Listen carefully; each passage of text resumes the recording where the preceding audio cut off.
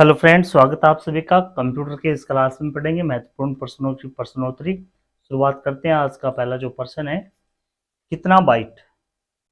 प्रश्न नंबर, इससे पहले हम 600 क्वेश्चन कवर कर चुके हैं विभिन्न क्लासों में। पहला प्रश्न रहेगा कि कितना बाइट मिलकर 1 किलोबाइट बनता है। तो कितना बाइट मिलकर 1 किलोबाइट बनता है तो 1024। उत्तर रहेगा इसका 1024। प्रश्न नंबर 602 रहेगा, बाइनरी नंबर प्रणाली में कितने अंक होते हैं। बाइनरी नंबर प्रणाली में मात्र 2 अंक होते हैं। प्रश्न नंबर 103 रहेगा कि कंप्यूटर में किसी शब्द की लंबाई किसमें मापते हैं। तो कंप्यूटर में बिट के माध्यम से लंबाई का मापन किया जाता है, शब्द की लंबाई का मापन किया जाता है। प्रश्न नंबर अगला रहेगा, लॉजिक गेट क्या है। लॉजिक गेट एक प्रकार का सर्किट कंप्यूटर गेम है। लॉजिक गेट है वो एक प्रकार का सर्किट कंप्यूटर गेम है। प्रश्न नंबर रहेगा 605 की कंप्यूटर पर इंफॉर्मेशन किस रूप में स्टोर किया जाता है। कंप्यूटर में इंफॉर्मेशन है वो डिजिटल डाटा के रूप में स्टोर किया जाता है। प्रश्न नंबर 606 रहेगा, कौन सा एक प्रोग्राम है जिससे कंप्यूटर का उपयोग करना आसान हो जाता है। तो कंप्यूटर का उपयोग करना आसान होता है यूटिलिटी के माध्यम से। उत्तर रहेगा इसका सी सही। प्रश्न नंबर 607 रहेगा, कंप्यूटर भाषा जावा के आविष्कार कौन थे। कंप्यूटर भाषा जावा का आविष्कार किसने किया था। तो जावा का आविष्कार किया था सन माइक्रोसॉफ्ट ने। अगला प्रश्न रहेगा, सारे कंप्यूटरों में लागू होती है। कितने भी प्रकार कंप्यूटर हो किसी भी माध्यम की, तो सभी में मशीनी भाषा वो प्रयोग में ली जाती है। प्रश्न नंबर 9 रहेगा, इंटरनेट पर प्रयुक्त लैंग्वेज कौन सी होती है। इंटरनेट पर प्रयुक्त कंप्यूटर की भाषा कौन सी होती है। तो इंटरनेट पर जावा भाषा का प्रयोग किया जाता है। प्रश्न नंबर 610, यूनिक्स नामक यूनिक्स नामक ऑपरेटिंग प्रणाली विशेष रूप से किस हेतु प्रयोग में लाई जाती है। यूनिक्स नामक ऑपरेटिंग प्रणाली वो वेब सर्वर्स के रूप में प्रयोग में लाई जाती है। प्रश्न नंबर 611 रहेगा, किस प्रोग्रामिंग लैंग्वेज को किस प्रोग्रामिंग लैंग्वेज को ट्रांसलेटर की जरूरत नहीं होती। तो ये मशीनी लैंग्वेज को ट्रांसलेटर की आवश्यकता नहीं होती है।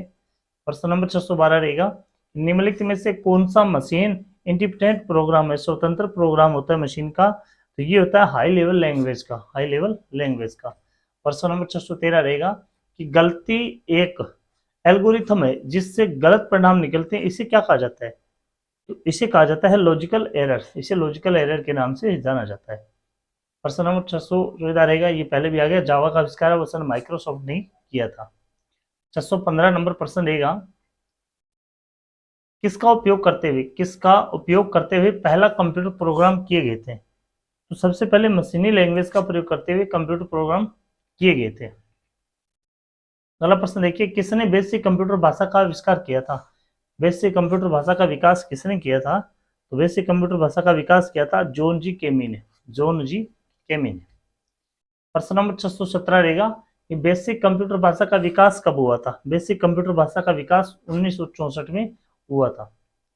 618 नंबर प्रश्न रहेगा, किस प्रोग्राम का चित्र के रूप में प्रदर्शन क्या कहलाता है। किसी प्रोग्राम का चित्र के रूप में प्रदर्शन है वो कहलाता है फ्लो चार्ट, उसे कहते हैं फ्लो चार्ट। प्रश्न नंबर 619 रहेगा, निम्नलिखित में से कौन सी वैज्ञानिक कंप्यूटर भाषा है। वैज्ञानिक कंप्यूटर भाषा कौन सी है। तो इसमें जो फोर्ट्रेन ये एक वैज्ञानिक कंप्यूटर भाषा है। 620 नंबर प्रश्न रहेगा, कंप्यूटर भाषा कोबोल किसके लिए उपयोगी होते हैं। तो ये भाषा व्यवसायिक कार्य के लिए उपयोग में ली जाती है।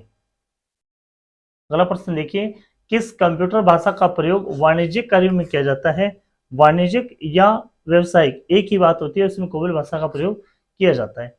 प्रश्न नंबर 622 रहेगा कि अंग्रेजी भाषा के समान उच्च स्तरीय कंप्यूटर भाषा कौन सी होती है। अंग्रेजी भाषा के समान उच्च स्तरीय कंप्यूटर भाषा वो कोबोल भाषा होती है। प्रश्न नंबर 623 रहेगा कि मदरबोर्ड के कंपोनेंट्स के बीच इंफॉर्मेशन किसके माध्यम से ट्रेवल करता है। तो ये ट्रेवल करता है बस के माध्यम से। प्रश्न नंबर 624 रहेगा कि कंप्यूटर का मुख्य पटल कहलाता है। तो कंप्यूटर का मुख्य पटल है वो मदरबोर्ड के नाम से जाना जाता है। प्रश्न नंबर 625 रहेगा, 625 नंबर प्रश्न है, एक्सेसरीज जिस स्थान पर सिस्टम यूनिट से जुड़ते हैं उसे क्या कहते हैं? तो उसे कहते हैं पोर्ट। 626 नंबर प्रश्न है, कंप्यूटर में आईबीएम का पूरा नाम क्या होता है? आईबीएम का पूरा नाम होता है इंटरनेशनल बिजनेस मशीन। अगला प्रश्न देखिए, विशेष प्रकार के संगीत उपकरणों को साउंड कार्डों से कौन सा पोर्ट जोड़ता है? तो साउंड कार्डों से जोड़ता है मिडी पोर्ट। प्रश्न नंबर 628 रहेगा कि संपूर्ण कंप्यूटर प्रणाली के लिए संप्रेषण नियंत्रित करता है। ये संप्रेषण है वो मदरबोर्ड है वो नियंत्रित करता है।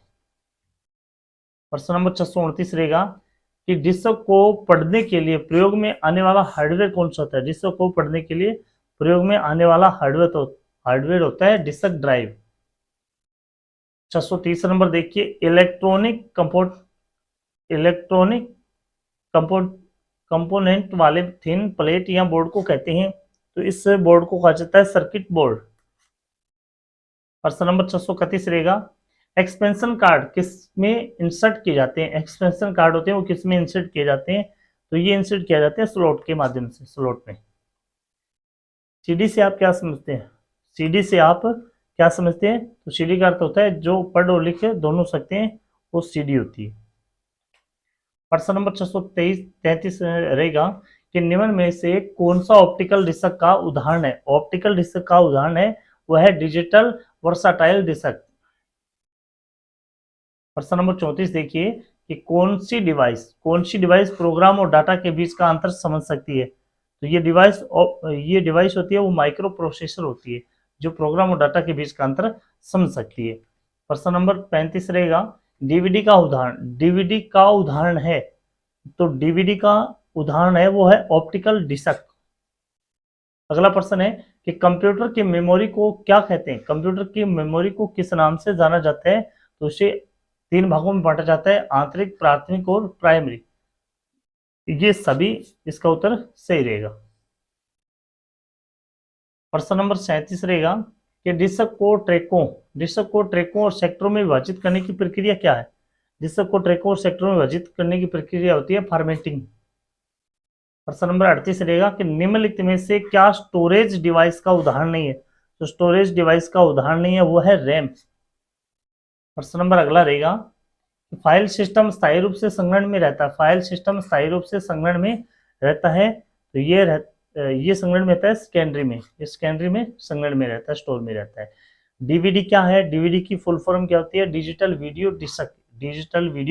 डिस्क। अगला प्रश्न देखिए कि सीपीयू के लिए सामान्य गणित परफॉर्म करता है। सीपीयू के लिए सामान्य गणित है वो है ALU परफॉर्म करता है। यानी नंबर प्रश्न देखिए, जब पीसी पर किसी डॉक्यूमेंट पर कार्य करते हैं तब डॉक्यूमेंट अस्थायी रूप से स्टोर होता है। तो ये स्टोर किस में होता है? रैम में होता है। प्रश्न नंबर 43 देखिए, कंप्यूटर की मुख्य मेमोरी क्या होती है? कंप्यूटर की मुख्य मेमोरी भीतरी मेमोरी होती है, इंटरनल मेमोरी होती है। फ्लॉपी डिस्क में अगला प्रश्न देखिए, फ्लॉपी डिस्क किस प्रकार की मेमोरी से संबंध रखती है? फ्लॉपी डिस्क का वो एक्सटर्नल मेमोरी से संबंध रखती है। प्रश्न नंबर 45 देखिए, रैम किस तरह की मेमोरी है? रैम है एक मुख्य मेमोरी है, मेन मेमोरी होती है। 40 नंबर प्रश्न है कि निम्न में से कौन रैम नहीं है? तो इसमें जो पी रैम होती है ये रैम का भाग नहीं होती। अगला प्रश्न देखिए, सेल फोनों में किस प्रकार के स्टोरेज डिवाइसों का उपयोग किया जाता है? तो इसमें प्राइमरी इसमें जो कैच का वो प्रयोग किया जाता है। अगला प्रश्न देखिए, इंटरनल स्टोरेज किस प्रकार का स्टोरेज है? इंटरनल स्टोरेज है वो एक प्रकार का प्राइमरी स्टोरेज होता है। 49 प्रश्न देखिए, किस मेमोरी में रखा गया डाटा बिजली जाते ही समाप्त हो जाता है? तो रैम में रखा हुआ डाटा बिजली जाते ही समाप्त हो जाता है। इस सीरीज का लास्ट प्रश्न रहेगा कि सीडी को कॉम्पैक्ट डिस्क के अलावा अन्य किस नाम से भी जाना जाता है? तो इसे ऑप्टिकल डिस्क के नाम से भी जाना जाता है। अगर आपको प्रश्नोत्तरी अच्छी लगी है तो लाइक और शेयर जरूर करिए। जय हिंद, जय भारत।